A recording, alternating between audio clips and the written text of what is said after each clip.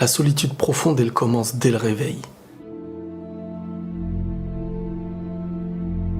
Pour certains, c'est une manière de se préserver, une nouvelle façon de se sentir exister. Notre inconscience a créé cette angoisse de l'autre. Et le monde extérieur n'est qu'une insécurité pour celui qui a décidé de s'en éloigner. La solitude profonde, pour celui qui la vit, en est devenue un bouclier obligatoire. Entre l'espoir qui bascule au désespoir, les sourires qui se transforment en tristesse, les projets de vie qui grandissent, puis qui s'anéantissent. Le goût au bonheur n'est parfois même plus reconnu.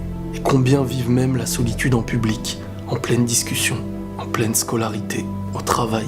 Elle se perçoit sur les yeux, sur les regards, car au fond d'eux, on retrouve ce malaise intérieur et cet unique espoir de devoir se retrouver seul avec eux-mêmes. Car c'est le moment dans lequel on se sent le mieux, car on sait tout de nous sans que personne puisse nous atteindre. Pour certains, c'est pas normal, mais pour ceux qui le vivent, c'est le seul moment de sécurité. Les plus grands sourires peuvent parfois cacher les plus grands solitaires, renfermés sur eux-mêmes, mais qui au fond ont tellement de choses à pouvoir partager. Notre solitude nous fait parfois croire que personne ne pourrait nous comprendre, que notre mode de vie ne conviendrait qu'à nous-mêmes. Et c'est parfois ce qui a fait de nous ce que nous sommes. Des solitaires profonds qui se forcent à refuser toute nouvelle avancée, car l'inconnu peut lui faire peur.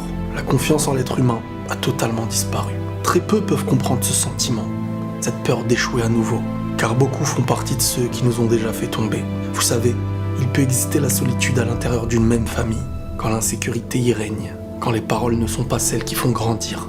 Comment reprocher à un être de s'isoler quand la seule expérience qu'il a connue c'est d'être blessé? Il en arriverait même à croire que la défaite en étant seul vaudrait mieux qu'une victoire dans l'insécurité. La solitude peut avoir ses bienfaits quand elle est choisie, quand son moment permet de réfléchir, d'avancer, de trouver les réponses à ses questions, de pouvoir être seul avec soi-même. On en a tous besoin de ces moments.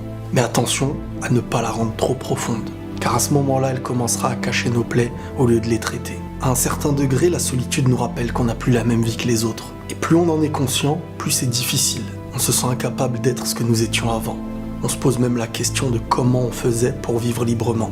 Incapable d'être ce que le monde a l'air d'aimer, de ce qu'il réclame de nous. Et la peur de décevoir nous rappelle nos faiblesses. Donc on s'éloigne encore plus du monde. Et c'est un cercle vicieux. Car quand une faiblesse devient de plus en plus profonde, elle se doit d'être bien entretenue. Mais elles sont 2 fois plus fragiles. Et à qui les confier? Mais il est possible de s'en sortir, clairement. De passer de la solitude au monde extérieur. D'utiliser cette solitude comme un grand bienfait. Comme un chemin qu'il fallait prendre pour être ce que nous sommes aujourd'hui. De faire de cette solitude un bon fruit. Car nous avons tellement appris durant ces années. On a appris à se préserver, à ne plus avoir besoin des autres, à comprendre que notre bonheur, il doit venir de nous-mêmes. On peut enfin en sortir avec le bon bouclier. Pas celui qui nous rendait tristes, mais celui qui nous permet d'affronter le monde tout en étant nous-mêmes. Et cette nouvelle avancée fera en sorte qu'on se réveille chaque matin avec un petit peu plus de joie, celle d'avoir avancé un peu plus qu'hier. Aujourd'hui, on a moins peur, on ouvre plus de portes, car on a compris notre vie et nos choix. Dans cette route à prendre, les défaites n'existent plus, car nos futures chutes en seront les ponts de notre avenir. Prenez tous soin de vous et la paix sur vous.